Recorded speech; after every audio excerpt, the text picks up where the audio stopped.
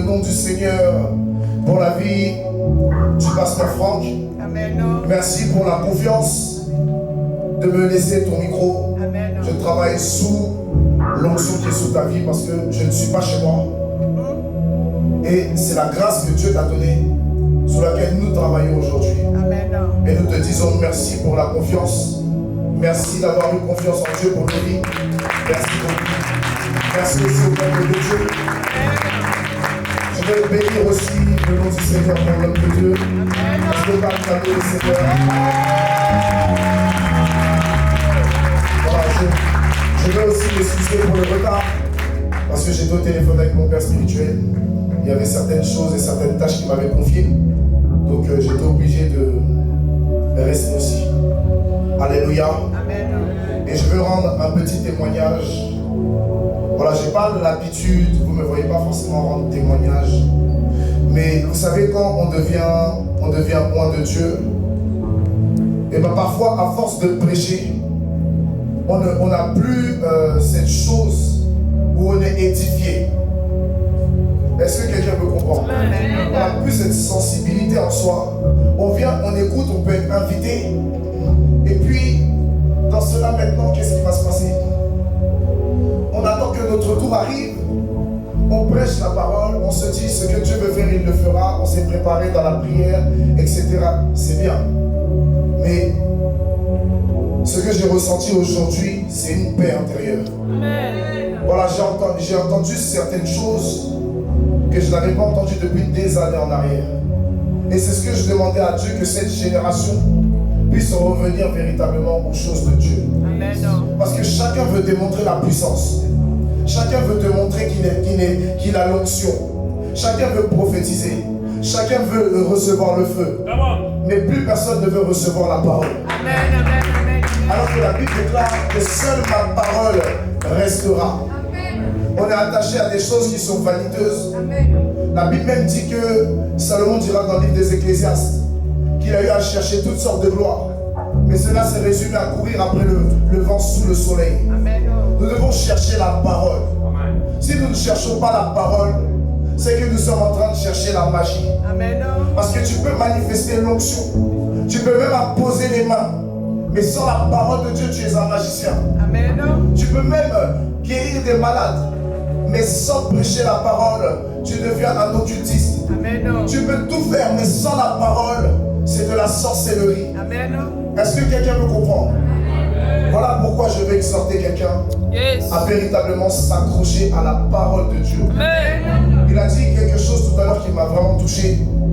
C'est qu'avant de courir vers les loin de Dieu, tu dois apprendre à courir vers le Seigneur. Amen. Amen. Et il a eu quelque chose qui m'a fait du bien, c'est l'alignement. Alléluia. Amen. On ne peut pas voir Dieu sans être aligné. Amen. C'est ce que même je me tue tous les jours à dire à l'église. Amen, c'est vrai. Une vie qui est dans la désobéissance ne peut pas prospérer en Jésus-Christ. Amen. Parce que même là où au dernier jour tu diras j'ai prophétisé en ton nom, j'ai chassé des démons, ton hypocrisie peut faire qu'il ne te connaît plus. Amen. Parce qu'à partir du moment où tu t'arrêtes d'être bon, la Bible déclare que lorsque tu t'arrêtes de pratiquer tes bonnes œuvres, aux yeux de Dieu, c'est comme si tu n'as jamais rien fait. Amen. Ce qui veut dire qu'il est mieux de persévérer dans le bon. Il est mieux de persévérer dans, dans la détermination que tu avais vis-à-vis de Christ. Alléluia. Amen. Est-ce que je parle à quelqu'un? Amen. Parce que si je cours, Paul avait tous les problèmes du monde. Yes. Et il dit je cours afin de remporter le prix de la vocation céleste. Ça veut dire que je ne regarde plus à ce qui se passe autour de moi. Parce que ce qui se passe autour de moi, c'est une vaine décoration. C'est ce qu'on appelle le monde. Amen. Mais moi, je m'affectionne aux choses d'en haut pour que ma vie puisse refléter et relater les choses d'en haut.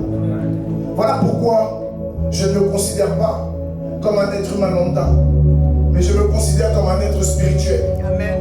Parce que la Bible déclare qu'il nous a bénis de toute bénédiction spirituelle dans les lieux célestes en Jésus-Christ. Yes.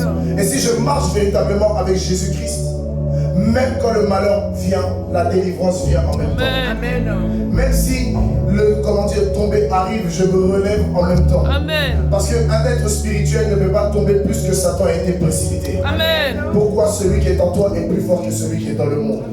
C'est pour ça, s'il te plaît, bien-aimé, donne ta vie à Jésus. Amen. Je ne peux pas commencer sans te dire de donner véritablement ta vie à Jésus. Amen. Parce qu'il y a trop de choses. On peut parler en langue, et puis la pornographie est dans nos gènes.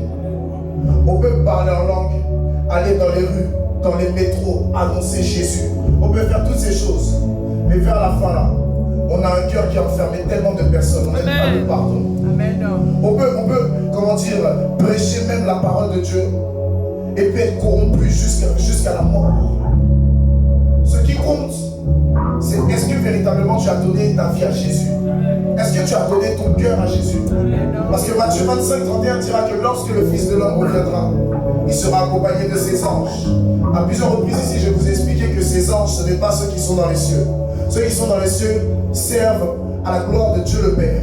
Mais la Bible dit, écrit à l'ange d'Éphèse, celui de Philadelphie, celui de Thyatire, celui de Belgique, etc. Ce qui veut dire que ce sont des personnes comme toi et moi que Dieu a mis à l'écart. Amen. Et chose merveilleuse, c'est que Paul a rendu le vrai sens du sacerdoce en Hébreux 7, en disant que la loi qui a été donnée par Moïse était imparfaite, parce que Moïse aussi était un homme imparfait. Moïse n'a pas commencé dans la plénitude de Dieu. Moïse a commencé déjà par les œuvres sataniques. La Bible disait de lui-même qu'il était très intelligent. Et même plus avancé que le fils de Pharaon lui-même. Ce qui veut dire qu'il était déjà élevé dans l'occultisme. Mais après, il y a eu cette prise de conscience qui a fait que, on connaît l'histoire de Moïse, pour défendre un de ses semblables. Il a eu à tuer un serviteur égyptien, ou un soldat égyptien. Ça lui a donné de connaître l'exil. Et au travers de l'exil, voici qu'il arrive à Madian. Et c'est là-bas qu'il va être, comment dire, sous la tutelle de Jéthro, qui est son beau-père. Parce qu'il a marié sa fille. Et Jéthro va lui confier sa première tâche. Et c'est la première chose que Jésus dira à Pierre au lac de Tibériade quand il lui demandera m'aimes-tu? Il va lui dire paie les brebis. Et voici que Moïse tiendra le troupeau de Jéthro. Ce qui veut dire que dans le futur prince égyptien, il est devenu berger. Amen. La première des choses dans la vie d'un roi de Dieu, ce n'est pas de prophétiser. Parce que tout le monde peut prophétiser. Même toi ici, tu peux prophétiser. Mais un pasteur est fait pour faire paître le troupeau. Ça veut dire qu'il doit tenir le troupeau. Il doit garder le troupeau. Il doit protéger le troupeau. Il doit soutenir le troupeau. Par la parole de Dieu, fortifier le troupeau. Et c'est au travers de ça que la rencontre avec maintenant le roi des rois commence. Est-ce que quelqu'un me comprend? C'est pour ça, s'il vous plaît, ne laissez pas Jésus-Christ en marche. Donnez-lui votre vie. Donnez-lui vos cœurs. Il n'est pas venu pour les Noirs. Il n'est pas venu pour les Arabes. Il n'est pas venu pour les Maghrébins. Il n'est pas venu pour les Asiatiques. Il n'est pas venu pour les Américains. Il n'est pas venu pour les Européens. Il est venu pour l'humanité. La Bible dit en Genèse chapitre 2 que, au verset 5, il y avait une vapeur qui sortait du sol. Et Dieu insuffla en l'homme un souffle de vie et devint une âme vivante. Mais cette vapeur a été corrompue. Cette vapeur ne pouvait plus se manifester depuis les eaux du déluge. Mais depuis les eaux du déluge, on n'a pas cessé d'annoncer la venue d'un Messie, la venue d'un Sauveur, la venue d'un agneau, la venue de quelqu'un qui allait laisser. On l'appelle même admirable conseiller, Dieu Tout-Puissant, Père éternel, Prince de paix en Ésaïe chapitre 9, le verset 5. En Ésaïe 53, au verset 7, on dit qu'il est semblable à quoi? À une brebis qu'on mène à l'abattoir. Il s'est tenu muet. Telle une brebis muette prête à se faire tondre la peau, il n'a pas ouvert la bouche. Quelqu'un qui était prêt à souffrir à la place d'autrui. Le Seigneur nous apprend que nous devons véritablement apprendre à aimer, apprendre à souffrir, apprendre à pleurer, apprendre à être en bas pour que quelqu'un soit plus que nous. Parfois, il faut savoir sacrifier nos personnes au détriment de la vie d'une autre. Pour que quelqu'un puisse réussir, parfois tu dois savoir te soustraire. C'est ce que Jean-Baptiste a dit au Jourdain. Il fallait que je diminue afin que lui puisse croître. Tant que tu n'arrives pas à faire cela, tu n'as pas encore donné ta vie à Jésus. Est-ce que quelqu'un me comprend? Aujourd'hui, je ne suis pas venu pour déployer un feu. Non. Je suis venu pour parler à la conscience de quelqu'un. Je suis venu pour faire comprendre à quelqu'un que tu n'es pas mieux que ceux qui sont dehors. Je suis venu pour faire comprendre à une personne que l'amour de Dieu n'est pas que pour toi, ne sois plus égoïste. L'amour de Dieu est pour le monde entier. Voilà pourquoi le sang de Jésus a coulé bien des années plus tard, même peut-être des siècles plus tard. Et puis, le sang a touché le sol. Le sang a permis que les profondeurs, les régions inférieures puissent encore être accessibles à mon Jésus. Il est parti en esprit parce qu'il a dit, Père, entre tes mains je remets mon esprit. Son corps ne peut pas rentrer là-bas, mais son âme est partie visiter les séjours inférieurs. Amen. Il est arrivé devant la mort. Il dit, où est ton aiguillon? Où est ta puissance? Qu'est-ce que tu peux faire devant moi? La mort lui dit, mais qui es-tu? Mets-toi dans le rang. Il dit, tu sais très bien qui je suis. Donne-moi les clés de la vie. Amen. Il dit, tu sais très bien, tu me reconnais. C'est juste que tu as changé de corps. Sinon, tu sais qui je suis. Amen. Parce qu'avant même que tu sois, j'étais déjà. N'oublie pas qu'à cause de ton choix, je t'ai préparé un lieu à toi et puis ton chef. Amen. Donne-moi les clés. La Bible déclare que la mort, le séjour des morts recrachera tous les morts. La mer aussi recrachera tous les morts. Et ces deux-là iront où? Dans le lieu où il y aura des soufres et des lacs de feu. Ce qui veut dire que ce sont des êtres vivants. Ce sont des gardiens. Et ils gardent les choses qui sont perdues. Ils gardent les choses qui sont égarées. Voilà pourquoi ceux qui prennent le chemin spacieux sont déjà en danger.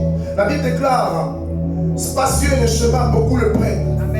Mais ne retrouvent plus leur chemin car il emmène à la perdition. Mais étroit est le chemin, mais celui-ci mène à la vie éternelle. Je préfère passer par le chemin le plus étroit. Par exemple, comme ici, au lieu d'aller là-bas, et pouvoir être sauvé au dernier jour, et me retrouver dans la vision que l'apôtre Jean a eue en Apocalypse chapitre 6, aux alentours du verset 12, où il dit, sous l'autel, il y avait les témoins. Les témoins étaient avec une robe vêtue de sang, couleur sang, couleur pourpre. Et ils demandaient encore au Seigneur vengeance. Mais pourquoi ils réclamaient vengeance? Parce qu'ils étaient saints, ils étaient témoins, ils ont souffert. Mais voici que le Seigneur va se remémorer ce qui s'est passé en Genèse 4 avec la mort d'Abel, où il demande à Caïn, où est ton frère? Et il va lui dire, suis-je le gardien de mon frère? Et voici que Dieu lui dira, mais qu'as-tu fait? Le sang d'Abel crie du sol jusqu'à moi et réclame vengeance. Donc à cause de cela, Jésus étant amour va dire, prenez ceci, la tunique va devenir blanche. Et il va dire quoi? Patientez encore un peu, afin que ses membres, ses frères, ses témoins comme vous puissent souffrir et venir vous rejoindre. Et la Bible dira que lorsque ces personnes seront présentes, alors l'agneau fera son entrée. Et lorsqu'il fit son entrée dans les cieux, il eut un grand silence. C'est comme ça que le Seigneur nous veut, dans le silence. Amen. Parce que Ésaïe 35 nous dit quoi? C'est dans le calme et la confiance que se trouve ma force. Amen. Dit l'Éternel. Je veux encourager quelqu'un. Je n'ai pas encore commencé, mais je veux vraiment t'encourager à rester focalisé sur la personne de Jésus-Christ. Parce que si tu n'es pas focalisé sur sa personne, laisse-moi te dire que tu es déjà focalisé sur Satan. Laisse-moi te dire que les œuvres de Satan ont déjà commencé à te séduire. Satan, son seul moyen de pouvoir assouvir sa vengeance, sa colère, c'est tout simplement de pouvoir, séduire un maximum de personnes. Pourquoi? La Bible dit de lui que son rôle étant précipité est de séduire les nations. Amen. Lorsque tu es en colère, que tu n'arrives plus à voir ce qui se passe autour de toi, tu n'arrives plus à réfléchir, tu es tourmenté, c'est parce que tu as été séduit. Lorsque la pudicité commence à devenir une addiction, tu as été séduit. Amen. Lorsque la violence prend le dessus sur toi, qu'elle soit verbale, qu'elle soit physique, qu'elle soit morale, qu'elle soit mentale, tu as été séduit. Est-ce que quelqu'un me comprend? Amen. Et il y a tout plein d'exemples qui font qu'on sait quand une personne est séduite. Parce qu'il y a des comportements qu'on appelle des dérèglements dans la parole de Dieu qu'on ne peut pas avoir lorsque nous sommes en Christ. Parce que nous sommes censés être de nouvelles créatures. Amen. Les choses sont censées être anciennes. Parce que désormais tout est devenu nouveau. Amen. Voilà pourquoi nous sommes héritiers du Père, co-héritiers avec le Christ. Et que le premier ministère que Dieu nous donne avant d'avoir les 5 ministères, c'est la réconciliation. Amen. Quand tu n'arrives pas à te réconcilier avec ta famille, tu n'es pas encore en Jésus. Quand tu n'arrives pas à te réconcilier avec ton semblable, tu n'es pas encore en Jésus. Amen. Quand tu as du mal à supporter quelqu'un, tu n'es surtout pas en Jésus parce que la Bible dit supportez-vous les uns les autres. C'est pour cela qu'il faut que tu puisses donner ta vie à Jésus. Amen. Amen. Maintenant, j'aimerais que tu m'aides à acclamer le Seigneur pour la vie de ton Père spirituel. L'apôtre Jaji Pascal, qui est en prière actuellement dans le secours. Que Dieu te bénisse, mon papa. Alléluia. Et je veux que quelqu'un puisse pousser un cri de joie pour la star des stars. Celui qui nous bénit aujourd'hui. Jésus-Christ de Nazareth. Est-ce qu'on peut pousser un cri de joie? Je n'ai pas dit la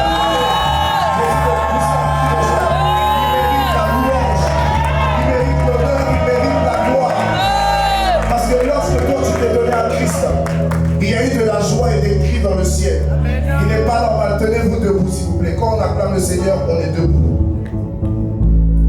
Quand on acclame Dieu, je vous l'ai dit tout à l'heure, Dieu est quelqu'un de très sensible. Et la Bible dit n'attristez pas le Saint-Esprit.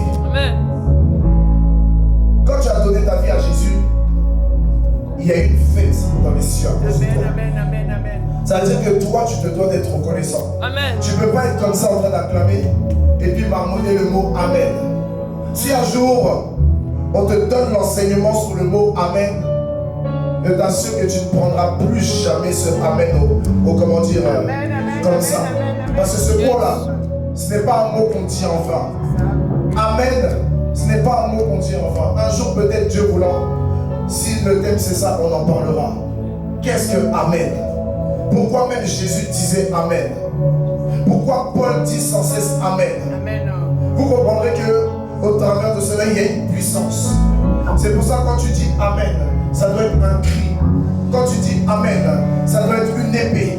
Parce que tu ne viens pas apporter la paix, tu viens apporter l'épée. Et l'épée est une arme spirituelle. Dans les armes spirituelles qu'on voit en Éphésiens chapitre 6, à partir du verset 10 jusqu'au verset 18, comme l'homme de Dieu a eu à le dire, on nous parle du casque du salut, on nous parle de la cuirasse de bonté, le bouclier de la foi, l'épée de l'esprit, la ceinture de vérité, les chaussures qui donnent le zèle pour l'évangile. Au travers de cela, tu peux aller et puis te lever contre les lieux embrasés des ténèbres, les flammes, les flèches embrasées qui viennent, elles font retour parce que celui qui est en toi est plus fort que celui qui est dans le monde. Tu vas comprendre cela.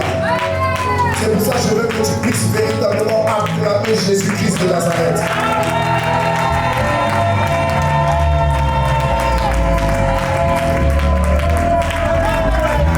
Gloire à Dieu. Maintenant, nous allons prendre la parole de Dieu. Je ne suis pas venu pour durer. Amen. Il y a beaucoup de personnes, ils ont entendu le prophète Kevin, ils s'attendent à voir des miracles, voir des aveugles voir. Ils s'attendent à certaines choses. Aujourd'hui, attends-toi seulement à la Bible. Attends-toi seulement à la parole. Si tu es déçu, c'est que tu n'es pas encore chrétien. Yes. Sinon, tu aurais déjà dit Amen. Alléluia. La chose la plus importante là, c'est la parole. La Bible dit au commencement fut la parole. Jean chapitre 1. Avant même que au commencement Dieu ne crée en Genèse, fut la parole. Alléluia. C'est pour ça le Seigneur m'emmène sur autre chose. J'avais prévu un passage en Matthieu chapitre 8, mais nous allons aller dans le livre de Jean chapitre 1. La parole. La parole. Il faut que tu puisses comprendre pourquoi le nom de Jésus donne un sens à ta vie. La parole. Je vais prendre la parole en Jean chapitre 1 à partir du verset 1. La Bible dit, au commencement, tout le monde a la parole de Dieu. Voilà, on se tient debout pour honorer les Écritures, s'il vous plaît.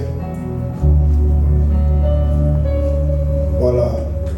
Tenons-nous debout.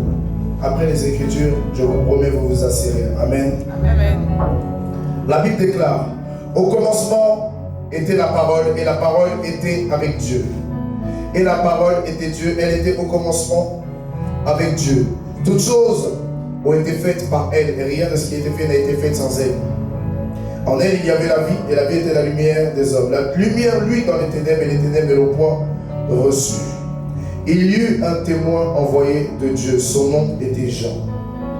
Éternel, je te bénis et te rends toute la gloire parce que tu es Dieu.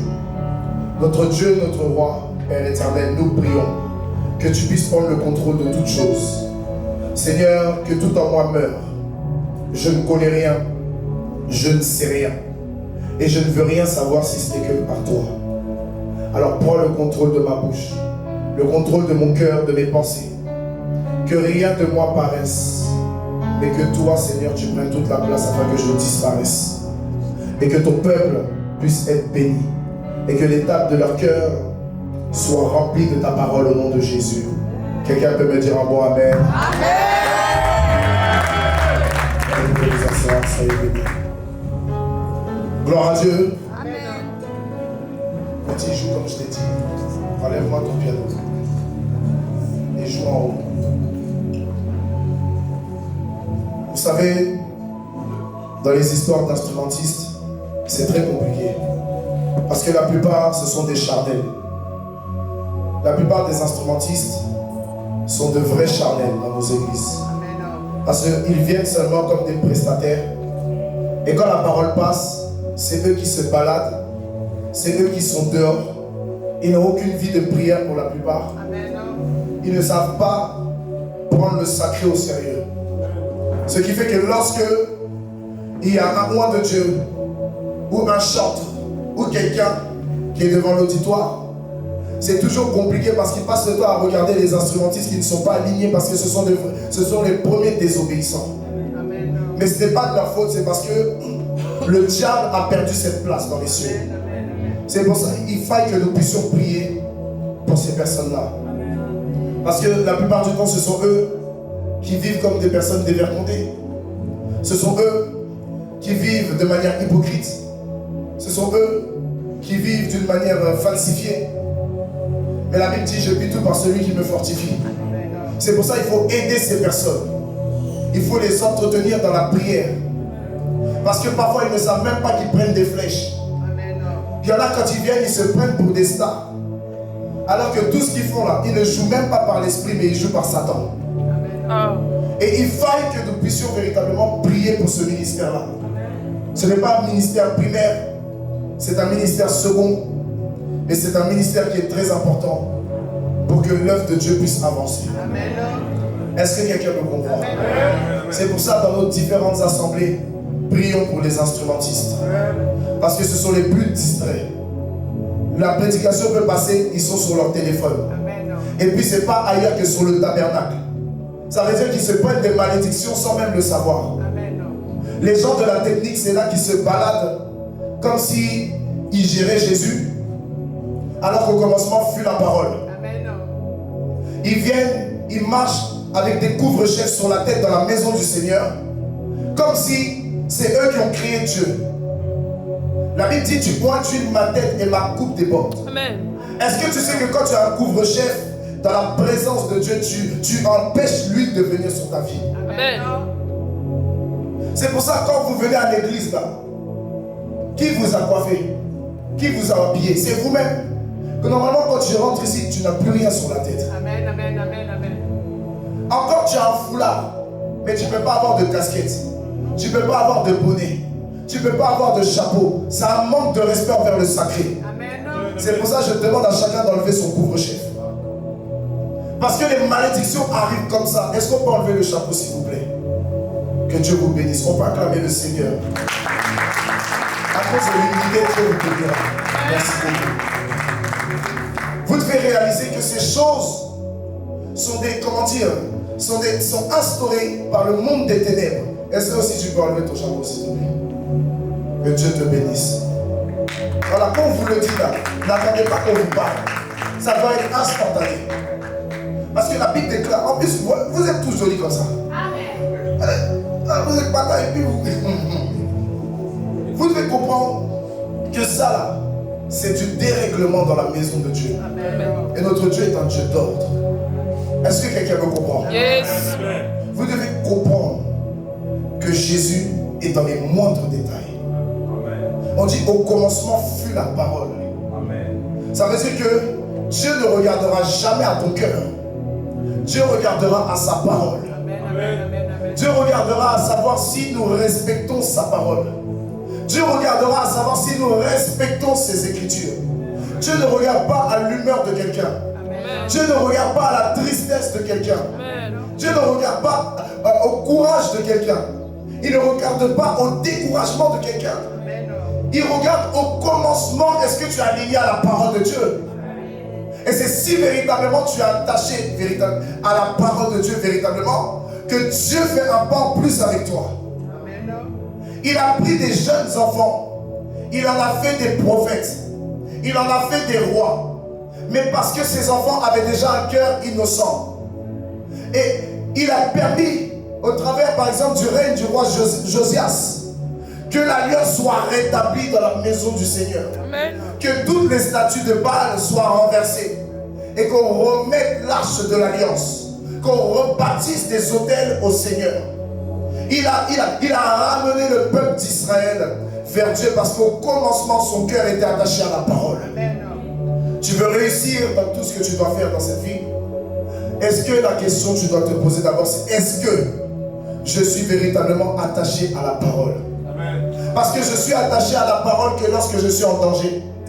Je suis attaché à la parole que lorsque mon intérêt est ébranlé. Je suis attaché à la parole que lorsque la maladie veut me détruire. Je suis attaché à la parole que lorsque je suis véritablement dans une situation critique. Lorsqu'il y a mort d'homme, c'est là que je viens me mettre à genoux. Je suis à la première rangée à l'église. Tu n'es pas attaché à la parole, tu te sers de la parole, tu as besoin de délivrance. Parce que quelqu'un qui est véritablement attaché à la parole, que ça monte, que ça descend, il sera semblable à cette femme sunamite qui n'avait pas forcément demandé un miracle. Elle était déjà âgée, elle avait tout ce qu'il fallait, mais c'est le serviteur d'Élisée, Géasi, qui a dit il manque un enfant dans cette maison. Et voici que la parole va sortir de la bouche d'Élisée. L'année prochaine, à cette même saison, tu auras un enfant. Amen. 12 ans plus tard, l'enfant meurt d'un mal de tête. La femme va sortir promptement. Son mari va lui demander qu'est-ce qui se passe. Elle va dire tout va bien. Pourquoi? Tu n'es pas ma solution. Si j'ai eu cet enfant, c'est parce que j'étais aligné à la parole de Dieu. Ça veut dire que, excuse-moi mon mari, monsieur mon mari, tu ne peux rien faire pour moi. Parce qu'au-delà de toi, j'ai un autre mari. Et je cours vers ce mari qui est une promesse pour moi. Je cours vers ce mari qui est, comment dire, qui est une vie pour moi. Je cours vers ce mari qui est la plus grande alliance parce que c'est celui qui tient la corde à 3 filles. Je cours vers celui qui est, qui était et qui vient. Et lorsqu'elle arrive au devant d'Élisée, elle se prosternera devant lui. Pourquoi? Elle ne va pas regarder à Élisée, mais elle va regarder à la bouche que Dieu a utilisée pour pouvoir créer la solution. Voici qu'elle va expliquer, le fils que tu m'as donné d'avoir n'est plus. Et il va dire à Géasi de partir. Sauf que Géasi n'était pas aligné à la parole. Donc lorsqu'il est parti, ça n'a pas pu fonctionner. Ça ne pouvait pas réussir parce que Géasi était cupide. Géasi était l'ancêtre de Judas. Est-ce que quelqu'un me comprend? Vous devez réaliser que à chaque personne dans une génération, il y a une entité qui le suit, qui l'a précédé, qui a déjà vécu dans la parole de Dieu. Amen, amen. Quand on regarde par exemple, aujourd'hui, à ce que Apocalypse nous dit, à partir du verset 18, lorsque le Saint-Esprit dit à l'apôtre Jean de parler, écrire à l'ange de l'église de Thyatire, il dit que le reproche c'est qu'il a laissé cette femme Jézabel ayant un droit de prêcher. Mais quand on regarde ces choses, Jézabel est un esprit qui agit dans le secret. Amen. Jézabel est un esprit rempli de ruse. La Bible déclare en Genèse 3, le serpent était l'animal le plus rusé de tous les animaux se trouvant dans les champs. Et on sait que les champs représentent l'église de Dieu. Amen. Ce qui veut dire que dans nos églises, il y a plusieurs personnes animées d'un esprit de serpent, animées d'un esprit de Jézabel et ils ne le savent pas. Amen. Mais l'Église ne les rejette pas. Pourquoi? Au commencement fut la parole. La Bible dit il envoie la parole. Hier je disais à l'Église, à une personne qui devait prêcher, n'aime pas l'onction plus que la parole. Parce que la Bible n'a jamais dit il envoie la parole. Et il y a plutôt il envoie l'onction et l'onction guérit. Mais il dit il envoie la parole et sa parole guérit. Voilà pourquoi le juste peut vivre par sa foi. Parce que par sa foi, soit il fera les choses par sa propre force, soit il fera les choses parce qu'au préalable, le commencement a été la parole de Dieu. Vous devez être attaché à la parole de Dieu. Et voici qu'au travers de ça, on se rend compte que cet esprit avait commencé dans le jardin d'Éden. Par le serpent, il a été, comment dire, une ruse pour qu'un acte puisse être posé par une femme. Et que la femme puisse pousser l'homme. C'est-à-dire au travers du serpent, il est rentré dans le cœur de la femme et le cœur de l'homme a été ému à cause de la femme sans même constater qu'à la base c'est parti d'un serpent. Et au travers de ces choses-là, les deux ont perdu l'Éden. Et il a continué à travailler au travers de la vie de Caïn parce que Jézabel peut être aussi dans la vie des hommes. Est-ce que quelqu'un me comprend? Amen. Et voici que au travers de Caïn, il a manifesté le meurtre. Dans le livre de Genèse 3, c'était être destitué. Jézabel vient pour destituer et ensuite elle vient pour tuer. Est-ce que quelqu'un me comprend? Amen. Après que Caïn est tué, on verra encore au temps de Naboth, lorsqu'il avait une vigne. Alors le roi Akab qui faisait tout ce qui était mauvais aux yeux de l'Éternel, s'étant détourné de la parole, ayant oublié le Dieu de la parole, va faire quoi? Va faire tout ce qui déplaît. Mais il voit qu'à côté de sa maison, il y a une vigne qui lui plaît. Amen. Et il veut cette vigne. Donc il va demander à Naboth, donne-moi cette vigne. Je te donnerai le prix qu'il faut, ou sinon je t'en donnerai une meilleure. Mais voici que Naboth, attaché à la parole de Dieu et attaché aux principes du Seigneur, dit quoi? Que l'Éternel me garde que de céder l'héritage de mes pères. Amen. Naboth sera mal. Plutôt, Akab sera mal et il va retourner, il ne mangera pas et il sera couché comme un bébé. Et on se rend compte que l'esprit de Jézabel était le serpent en elle. Elle va lui dire, que se passe-t-il? Et il va lui expliquer. Et elle va se lever. Elle va dire, ne pleure plus. Relève-toi, mange. Car moi, aujourd'hui, je te le dis, cette vigne sera à toi. Amen. Et Jézabel va faire écrire un décret avec le cachet d'Akab. Parce qu'elle se cache derrière les autres pour pouvoir faire afin que les autres soient exposés et que la faute ne soit jamais remise sur elle. Et au travers de ça, Naboth est mort. Alors Dieu va se lever. Et Élie, comment dire, va voir ce qui s'est passé et il va parler à Naboth, à Akab, pardon. Amen. Et Akab va demander pardon à Dieu. En demandant pardon à Dieu, le Seigneur dira de ton vivant, il ne t'arrivera rien, mais dès que tu vas mourir, ta descendance va prendre un coup. Et il va dire que Jézabel mourra. Et de la manière dont elle va mourir, elle tombera d'une fenêtre et les chiens viendront laver son sang. Amen. Or, la Bible nous dit quoi? Ne retourne pas en arrière comme un chien retourne à son vomi. Amen. Alléluia. Amen. J'ai dit Alléluia. Amen. Et la Bible dit qu'au travers de cela, alors il y a un roi qu'on appelle Jéhu qui va venir et qui sera envoyé de Dieu pour tuer Jézabel. Jézabel sera à la fenêtre. Et la Bible dit qu'elle verra Jéhu arriver et elle rentrera pour se mettre du phare.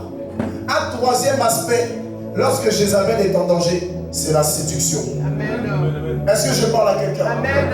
Elle fera tout pour t'éloigner de la parole de Dieu.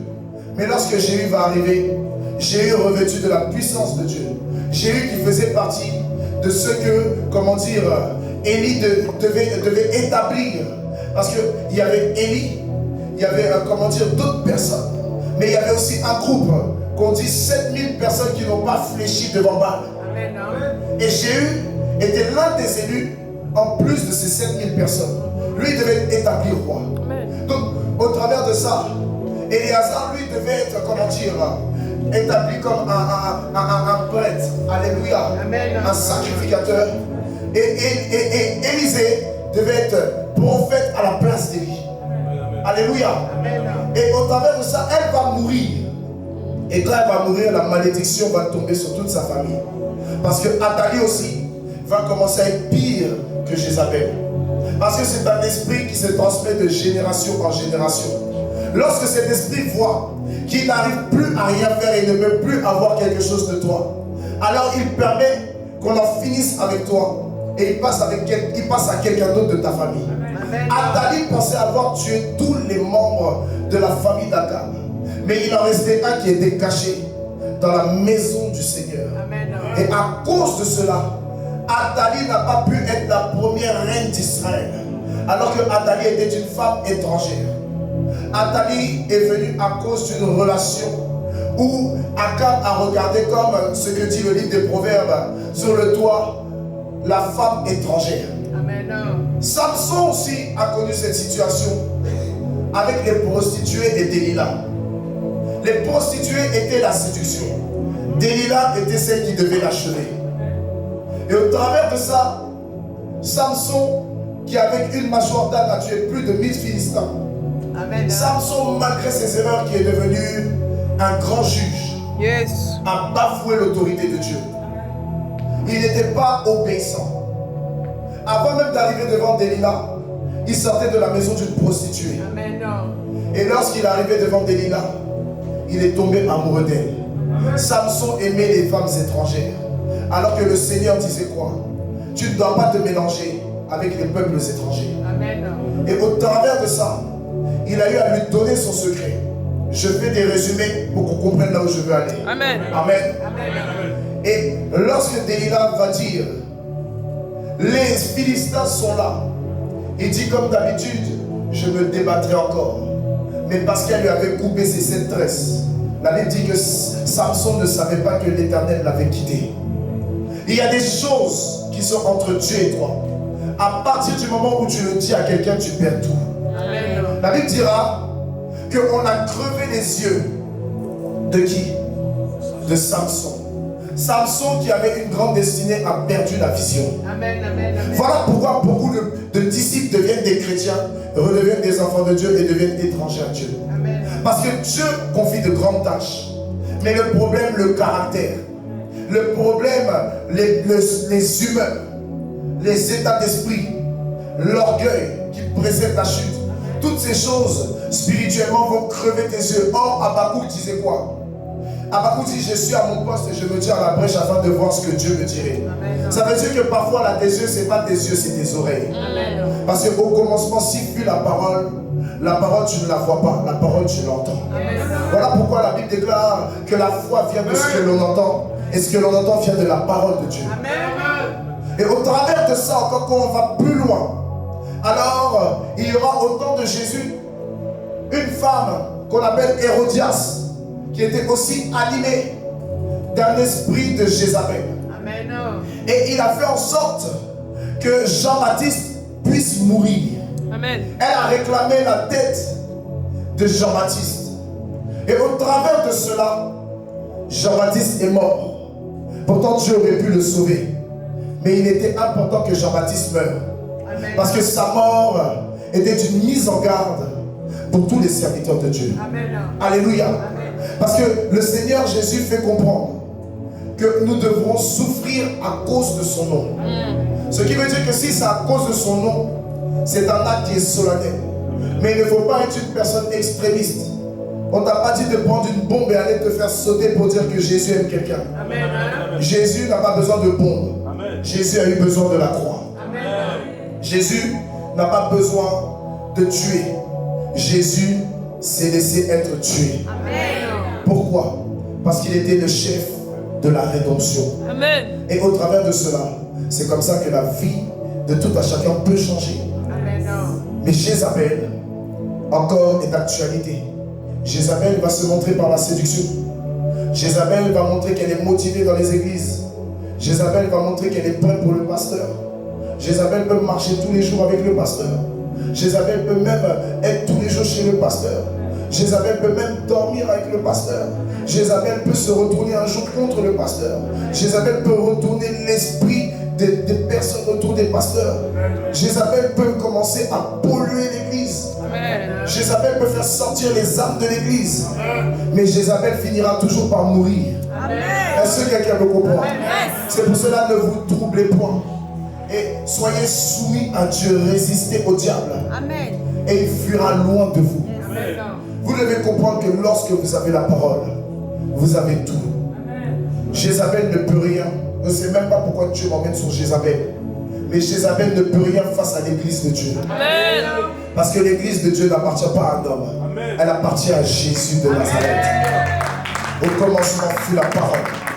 On dit la parole était avec Dieu. Amen, amen. Voilà pourquoi en Genèse chapitre 1 verset 26, la Bible dira, puis Dieu dit, faisons l'homme à notre image, selon notre ressemblance. Pour la première fois dans les choses de la création, Dieu va commencer à parler comme s'il se concertait avec d'autres personnes. Pourtant pour les autres, il y aura une situation, il parlera seul. Même lorsqu'il a fait de nous des personnes spirituelles qui étaient même avant Abraham, avant même Adam. Il y a une chose que vous devez comprendre, nous étions tous avant Adam. Pourquoi? Parce que dans la promesse que Dieu a dit à Abraham, il lui a dit, ta descendance sera semblable à celle qui est des étoiles dans les cieux. Je veux dire à quelqu'un que Jésus a dit avant même qu'Abraham soit, je suis. Abraham fut heureux même au jour de notre rencontre. Ce qui veut dire qu'avant même que ces choses se fassent, dans la prière dominicale, la Bible dira que ta volonté soit faite sur terre comme dans le ciel. Ce qui veut dire qu'avant que nous venions dans le monde, si Dieu dit en Jérémie chapitre 1 verset 5 qu'il nous connaissait déjà avant d'être dans le sein de nos mères, c'est tout simplement parce que nous existions déjà quelque part. Amen. Et nous existions déjà auprès de Dieu. Nous étions déjà dans la présence de Dieu. Mais voici que Dieu nous relâche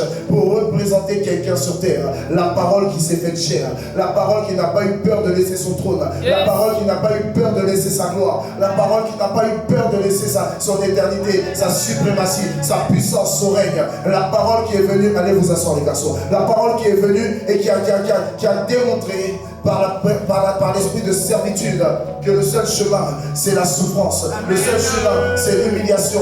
Le seul chemin c'est le rejet. Le seul chemin c'est le mépris. Amen. Le seul chemin c'est la négligence. Le seul chemin c'est la méchanceté de l'homme.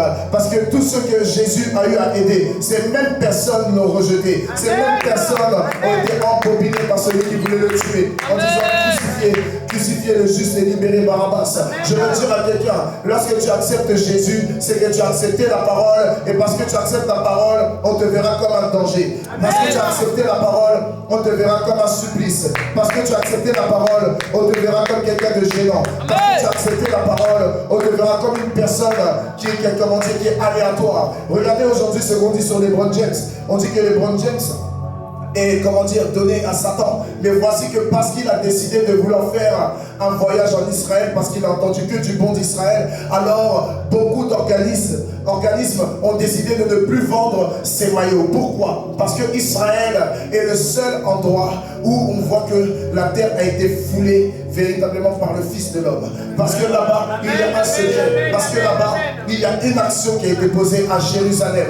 Il y a un endroit qu'on appelle Golgotha. Il y a un endroit qu'on appelle lieu du crâne. Et à ce lieu du crâne, il y a une croix qui a été plantée au milieu de deux autres croix. Et la personne qui était sur cette croix, son sang a coulé. Et la Bible nous fait comprendre qu'à cause de ce sang, nous sommes sauvés. À cause de ce sang, nous sommes élevés. À cause de ce sang, nous sommes pardonnés. Voilà pourquoi il faut que tu puisses réaliser que la parole est la seule puissance que tu peux avoir. La parole est la seule, solution que tu peux avoir. Moi, je n'ai pas de solution pour toi. Je peux te décevoir, mais une chose ne te décevra pas, c'est la parole de Dieu.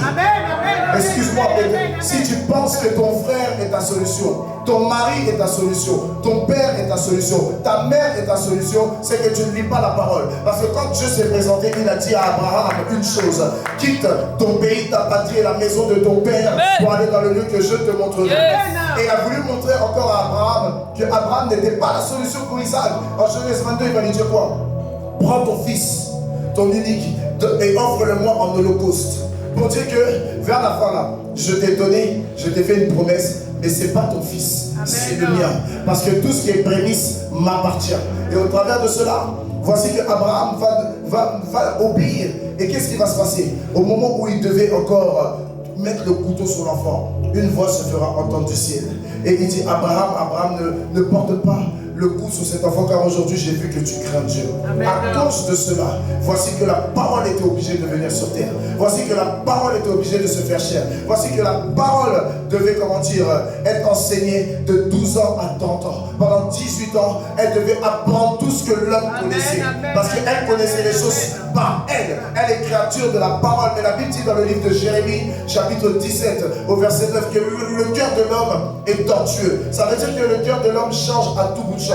Il peut dire Jésus je t'aime, et demain il peut te dire je suis découragé parce qu'une situation lui arrive. Amen. Il peut dire je ne crois plus en Jésus. Combien de personnes sont dans ce lieu et aujourd'hui même sont capables de dire encore j'ai du mal à croire au Seigneur Jésus avec ce que je vis. Tu n'es tout simplement pas encore converti. Amen. Une personne qui est convertie, que ça monte, que ça descende, elle ne change pas son opinion vis-à-vis de Jésus, vis-à-vis de la parole de Dieu. Quand tu es véritablement attaché à Jésus, tu ne peux plus dire j'arrête de croire en lui. Tu ne peux plus dire ce genre de choses. Sinon ta conversion a déjà un souci à avoir. Parce que tu n'es pas encore converti. Voilà pourquoi même Pierre, Jésus lui dira ceci en Luc 22, le verset 32. Simon, Simon, le diable vous a quoi? Réclamé pour vous tripler comme du froment. Mais j'ai prié pour vous, afin que votre foi ne défaille point. Amen. Et qu'à votre retour, vous soyez convertis. Et que vous puissiez venir affermir vos frères. Ça veut dire que parfois, là, il est nécessaire même que Dieu ébranle ta foi pour que tu puisses voir dans le secret combien de fois, lorsque Dieu commence à faire des choses pour toi, quand tu reviens, tu peux faire quelque chose pour quelqu'un. Parce que c'est l'homme qui fait l'homme. Dieu crée l'homme, mais c'est l'homme qui fait l'homme.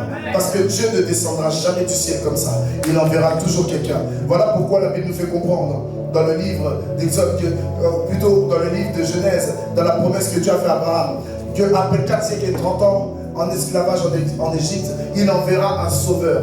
Ça veut dire que Dieu ne se déplace pas. Amen. Hein? Dieu est en mouvement par son esprit, mais lui ne se déplace pas. Il y a certaines missions pour qu'on puisse croire en lui, il va utiliser des hommes qui seront capables de faire des choses extraordinaires. Amen. Et dans cette génération, bien-aimé, tu es une personne extraordinaire. Mais le problème, c'est que tu ne te connais pas. Si tu te connais véritablement, tu sais que tu peux tout par la parole de Dieu. Parce que la Bible dit, si je vis, ce n'est plus moi qui vis, c'est Christ qui vit en moi. Si Christ vit en moi, alors le premier verset prend tout son sens. Au commencement fut la parole. Quand j'ai donné ma vie à Jésus, c'était le commencement de ma vie. En dehors de Jésus, je n'avais point de vie. En dehors de Jésus, je faisais ce que je voulais. Je marchais comme je voulais.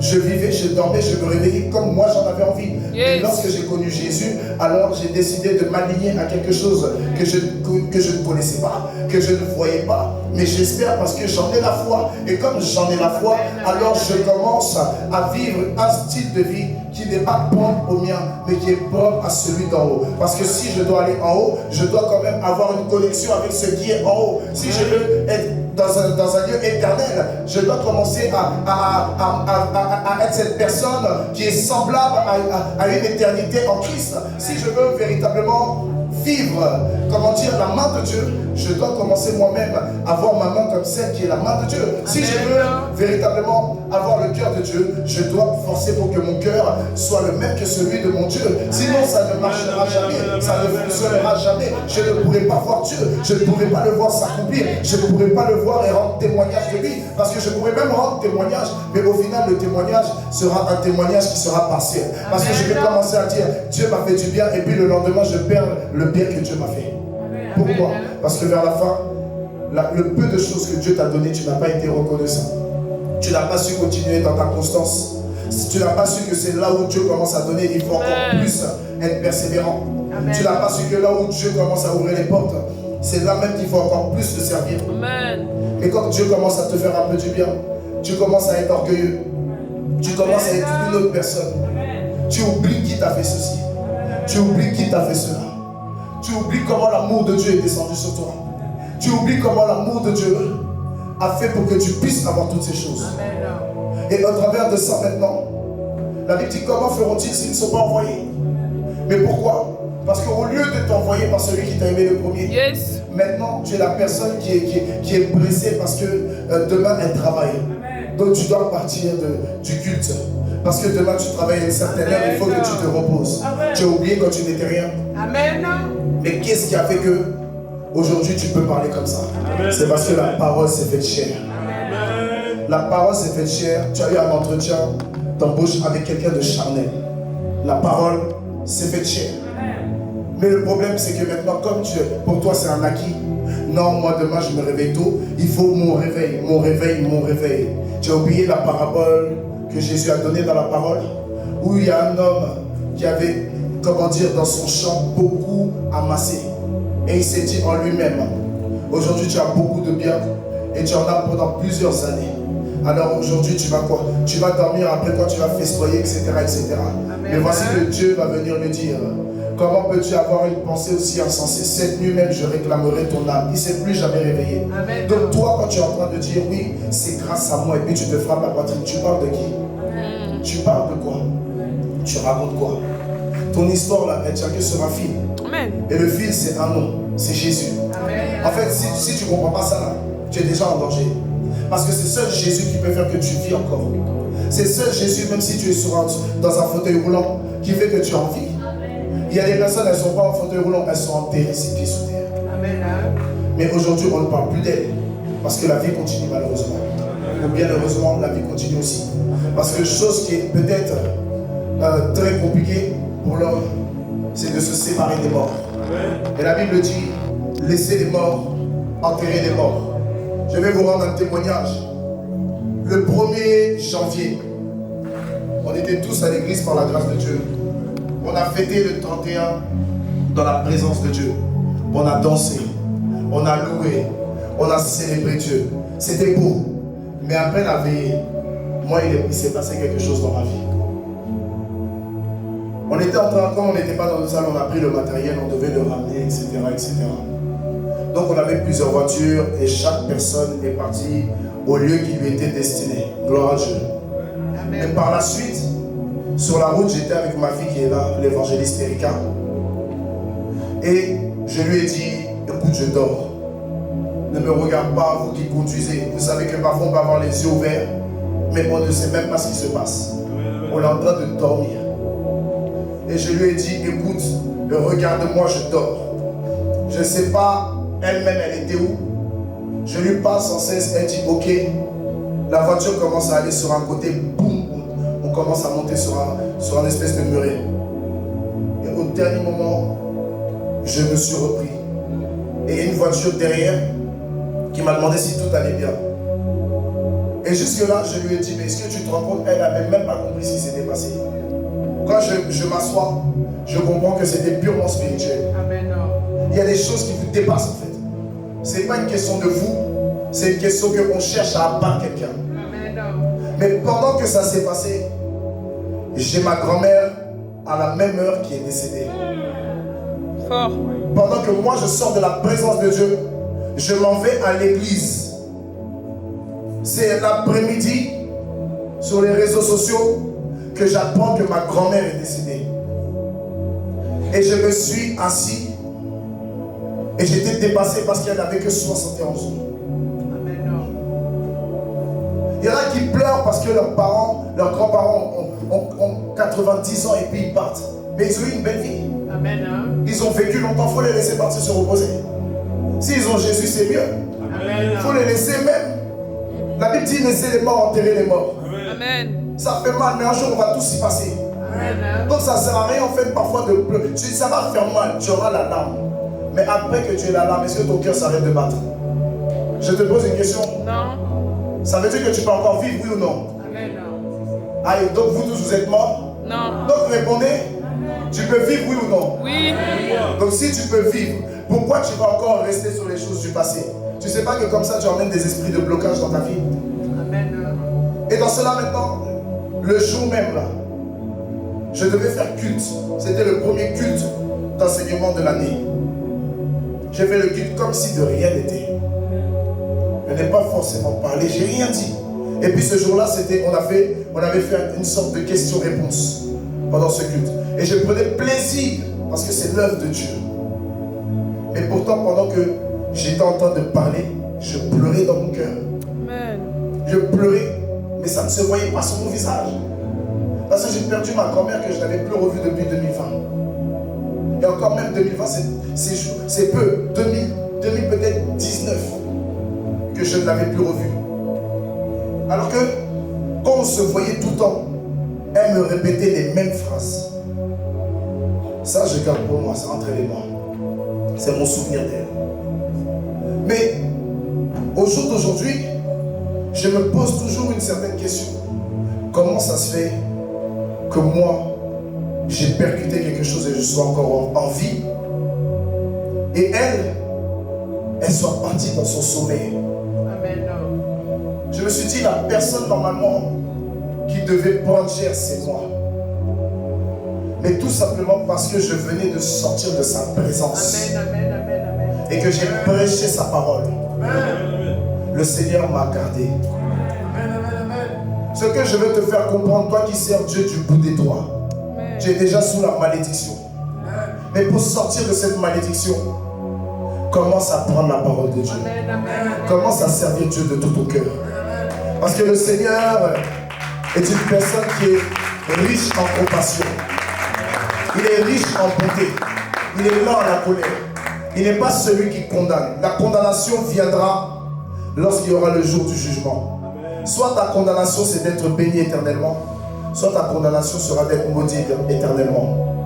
Mais de deux choses l'une, tant que tu vis, tu peux encore sortir de la malédiction. Parce que le châtiment qui nous donne la paix est tombé sur lui. Et c'est par ces meurtrissures que nous sommes guéris. Si c'est mon heure, tu me dis. C'est par ces meurtrissures que nous sommes guéris. Aujourd'hui, je parle lentement pour que tu puisses comprendre. Parce que quand je m'en vais, El Kabod, Dieu m'a dit de te dire, tu dois arrêter de rester dans ton confort et arrêter les clans dans l'église. Vous devez arrêter les clans dans l'église, les macrélages.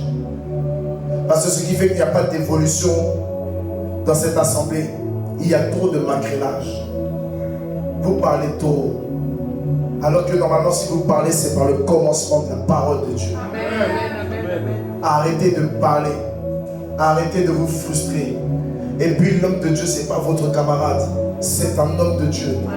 La Bible déclare, ne touchez pas à mes mois et ne faites pas du mal à mes prophètes. Arrêtez même le fait de l'appeler Franck. Est-ce que vous savez ce que vous créez?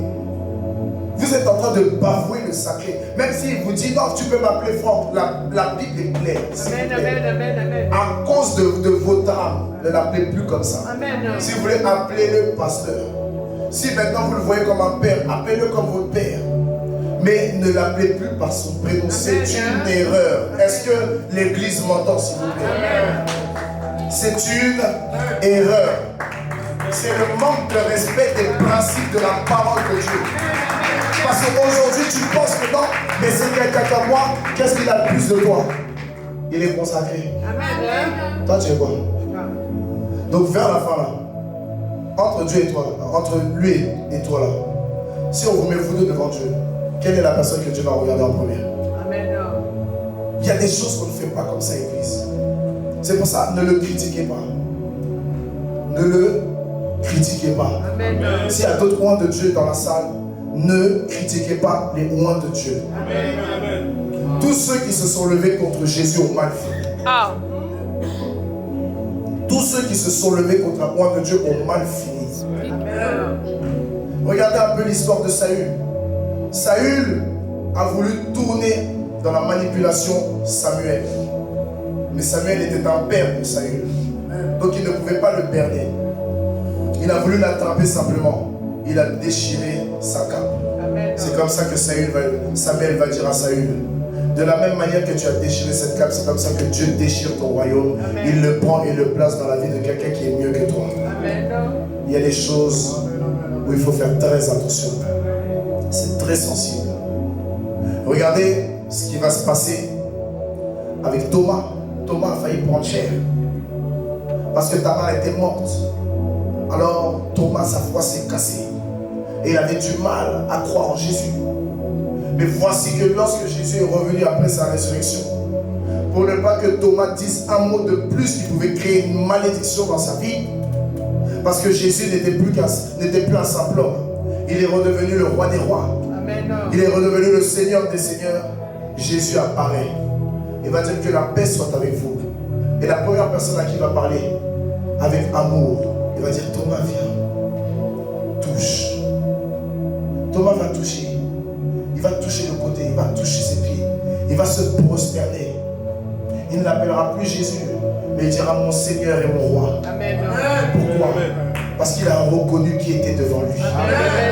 Lorsque on parle d'amour de Dieu, on le voit comme un ange. Mais c'est un ange qui est terrestre, parce que Dieu est l'Éternel des armées.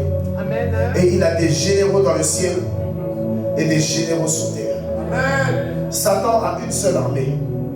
Il essaie d'avoir plusieurs armées. Mais lui, c'est que par la corruption. Alors que Dieu a plusieurs armées. Une dans les cieux, une sur la terre. Et nous, il nous a mandatés sur la terre. Pour commencer par sa parole. On n'a pas besoin de dire seulement lève tes mains vers le Seigneur pour que le miracle arrive dans ton corps. Il suffit simplement que tu acceptes la parole. Si tu prends au sérieux la parole, on n'a pas besoin de te dire tu es guéri. Par la parole qui est en train de passer, même si on ne déclare pas le miracle arrive dans ta vie. On n'a pas besoin de crier. On n'a pas besoin de parler en langue. Est-ce que depuis tout à l'heure tu me vois même parler en langue? Non, je ne parle pas en langue. Je parle de la part de mon Jésus de Nazareth. Et le fait de parler de sa part, je n'ai pas besoin de crier. Parce que dans le monde des ténèbres, ils savent déjà qui je suis. Je n'ai pas besoin d'hurler. Je n'ai pas besoin de dire quoi que ce soit. Mais par un soupir, je peux juste dire Jésus. Et puis tous les démons sortent en même temps. Je n'ai pas besoin de dire sirène des eaux, esprit de mort, esprit de sorcellerie, esprit d'avidité ou je ne sais quoi. J'ai juste à parler de Jésus. Amen.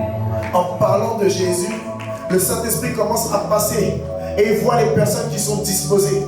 Il voit les personnes qui sont disponibles. Il voit les personnes chargées, fatiguées. Et il vient, il arrache leur joug. Parce que la Bible déclare que Jésus a le joug, comment dire, a l'onction plutôt qui brise le joug étranger. Mais voici que maintenant Jésus, lui aussi, il donne la parole pour que la parole guérisse. Et si tu veux guérir, il n'y a qu'une seule solution. C'est d'accepter la parole de Dieu. Parfois tu espères tellement avoir la guérison que tu recherches depuis des années et des années. Elle n'arrivera pas tant que tu n'acceptes pas premièrement la plénitude de la parole de Dieu. Tant que tu n'acceptes pas la parole, même si tu as l'onction, même si l'onction tombe sur toi, tu es le plus grand prophète, tu prophétises, tu as un avenir prometteur. Mais ça ne fera rien parce que tu n'as pas accepté la parole dans sa plénitude. Tu te dois d'accepter le royaume de Dieu et sa justice. Amen. Parce que si tu comprends, la justice, c'est la parole. Parce que la Bible déclare en Apocalypse 19, Emmanuel, qu'il sera sur un cheval blanc, avec une robe rouge sang. Il aura une ceinture d'or. Ses yeux seront comme des flammes. Et de sa bouche sortira une épée à double tranchant. Il y aura écrit sur lui un nom que lui seul connaît. Et on l'appellera juste et véritable. Et la Bible dit que son nom est la parole de Dieu. Ce qui veut dire que si j'accepte Jésus, avant d'accepter le nom de Jésus, parce que Jésus c'est sur terre, je dois d'abord accepter celui qui est dans les cieux, la parole de Dieu. Si j'accepte la parole de Dieu, j'ai déjà tout gagné. Amen. Si j'accepte la parole de Dieu, je suis déjà riche. Si j'accepte la parole de Dieu, je suis déjà dans le succès. Si j'accepte la parole de Dieu, alors mes entreprises vont prospérer. Si j'accepte la parole de Dieu, le ministère va exploser. Si j'accepte la parole de Dieu, Satan est déjà en danger. Si j'accepte la parole de Dieu, alors s'il se lève contre moi, qui sera contre moi? Parce que celui qui est en moi est plus fort que celui qui est dans le monde. Parce que j'ai accepté la parole, je n'ai pas reçu un esprit de timidité, mais un esprit de force, un esprit d'amour et un esprit de sagesse. La force représente les témoignages que Jésus a pu émettre aux yeux des hommes. Là où on voyait les lépreux guérir, là où on voyait les aveugles voir, les morts ressuscités, les fous comme à Gadara qui sont libérés des légions. On voyait toutes ces choses, c'est la force. L'amour, lorsqu'on voit cette femme qui prend un parfum de grand prix, qui le casse et qui verse sur les pieds de Jésus, qui qui essuie avec ses cheveux qui représentent sa gloire. Amen. Et qui va commencer à baiser les pieds de Jésus. Pourquoi? Qui sont beaux les pieds de ceux qui annoncent l'évangile. Amen. La sagesse, parce que Proverbe dira, je viendrai vous présenter toute ma sagesse. Et qui est la plus grande sagesse? On l'a vu dans le livre de Marc, si je ne me trompe pas, où il y avait cette femme qui a été attrapée en flagrant délit d'adultère. Amen. Jésus n'a pas été d'accord avec les pharisiens. Ils sont venus présenter une loi meurtrière. Mais lui, il était en train d'écrire sur la terre pour interdire que cette femme soit lapidée. Amen. Parce que la terre reconnaissait qui était cette création. La terre était obligée d'obéir parce que la terre s'est soumise à lui dans le désert. Alors, il va juste dire une chose. Que celui qui n'a point péché lui jette la première pierre. Amen. Accusés par leur conscience. La Bible dit du plus âgé au plus jeune. Ils vont tous jeter la pierre et ils vont rentrer chez eux. Il ne restera que 2 personnes. Et le Seigneur Jésus, et c'est sur ça que je vais m'arrêter ce soir, et après on va prier. Le Seigneur Jésus va interroger cette femme. Et il va dire, où sont ceux qui t'accusaient? Elle dira, ils sont partis. T'ont-ils condamné? Mon frère, elle va dire non. Jésus va dire, moi aussi je ne te condamne pas. Va et ne pêche plus. Yes. Automatiquement, cette femme a résolu en elle de ne plus jamais s'éloigner de celui-là. Amen. Voilà pourquoi même la Bible dit dans le livre de Jean que lorsque elle n'a pas trouvé le corps de Jésus, elle ne l'a pas reconnu, mais elle a pris l'homme qui était là comme un jardinier. Elle a demandé où ont-ils mis le corps que j'aille le reprendre. Alors qu'on sait que lorsque dans la loi juive tu touches un mort, tu es marginalisé. Elle était prête à tout perdre à cause de Jésus. Amen. Quand tu acceptes la parole de Dieu, tu es prêt à tout perdre. Quand tu acceptes la parole de Dieu, tu es prêt, même si on te rejette. C'est pas grave, parce que les mêmes qui te rejettent finiront toujours par revenir vers toi à cause du nom de Jésus. Même s'il y a des réunions de famille et qu'on se moque de toi à cause du nom de Jésus, ces mêmes qui se moquent de toi viendront un jour te demander de l'aide. Pourquoi? Parce que Jésus seul est Seigneur. Tu n'as pas fait ça dans le vent, tu as fait ça à cause de Jésus. Est-ce que quelqu'un me comprend? Et regardez qu'il y a une chose sur laquelle on ne dicte pas et après on se lève pour prier. C'est que lorsque Jésus a parlé à cette femme, il ne restait plus que 2 personnes. Et cette femme et Jésus. Et Jésus et cette femme. C'est de la même manière lorsque tu seras jugé. Les gens seront à l'écart. Mais il ne reste que toi et lui. Et ce jour-là, tu n'auras pas le temps de parler comme cette femme. Parce que c'est tes œuvres qui parleront à ta place. Voilà pourquoi le livre des psaumes viendra nous dire qu'il donnera à chacun selon ses œuvres. Amen. C'est pour ça, s'il te plaît, donne ta vie à Jésus. Yes. Il en est encore temps. Tu n'es pas perdant. En donnant ta vie à Jésus, tu n'es pas perdant. Parce que celui qui donne sa vie à Jésus, la Bible dit de lui que celui qui perd sa vie à cause de moi la retrouvera. Amen. Mais celui qui la gardera, la perdra. Amen. Et que servirait-il à un homme de gagner tout le monde s'il perd son âme? Et contre quoi échangerait-il son âme? Ça veut dire ne cherche pas à plaire aux autres, cherche à plaire à Dieu. Amen. Amen. Ne sois pas dans le match vu, sois dans le Seigneur. Amen. C'est pour ça que la Bible dit réjouissez-vous dans le Seigneur. Est-ce qu'on peut se tenir debout en acclamant le Seigneur?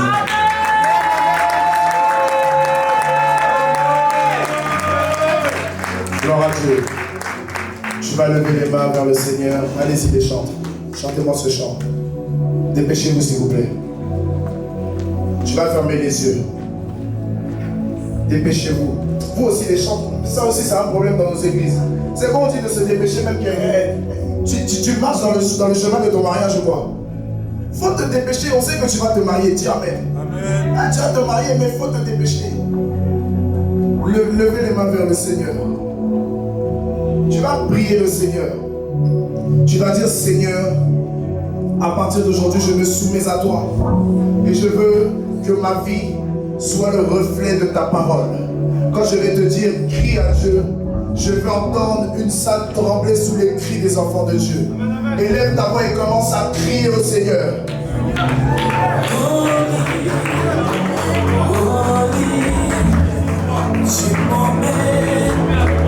Est-ce que tu peux prier? Holy, holy, tu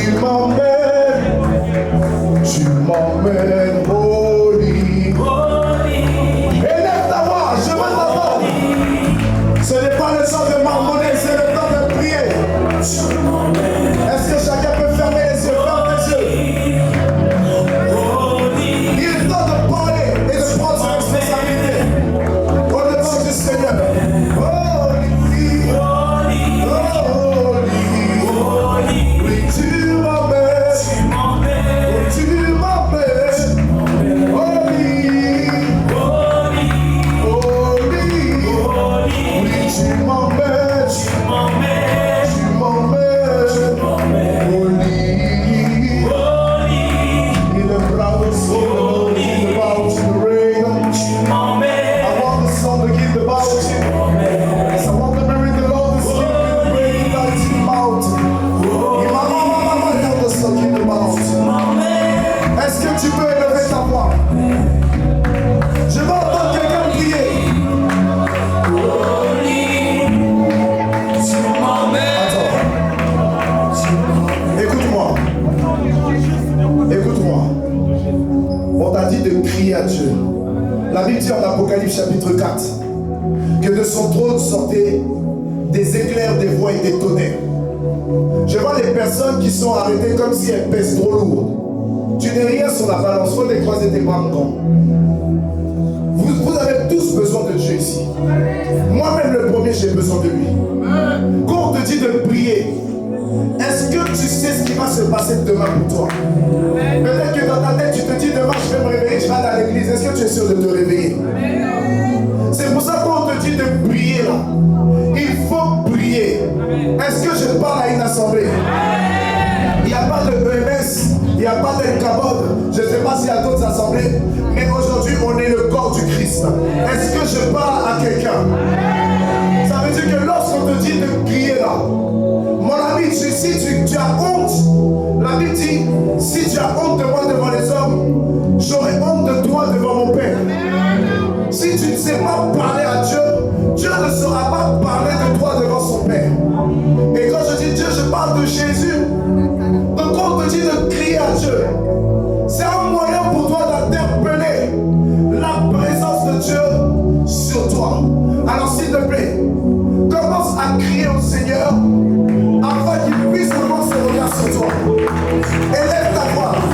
Derrière, je veux vous entendre crier à Dieu. Prenez vos responsabilités. Il est le véritable Dieu. Holy, he might have the song to the rain. Oh, tu m'emmènes. I know the song to keep the bounty in the rain. I know the song of my heart to the rain. Les blancs sont dans le soleil de la vente. Élève ta voix, prie ta main. Prie ton Dieu. La gloire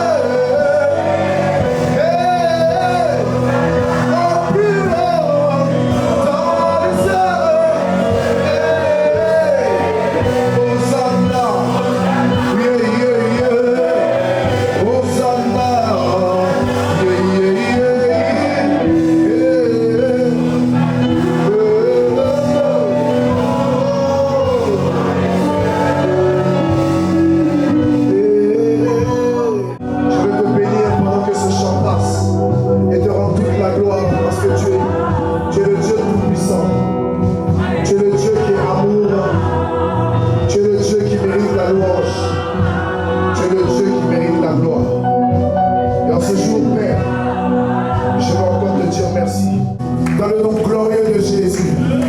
Et si quelqu'un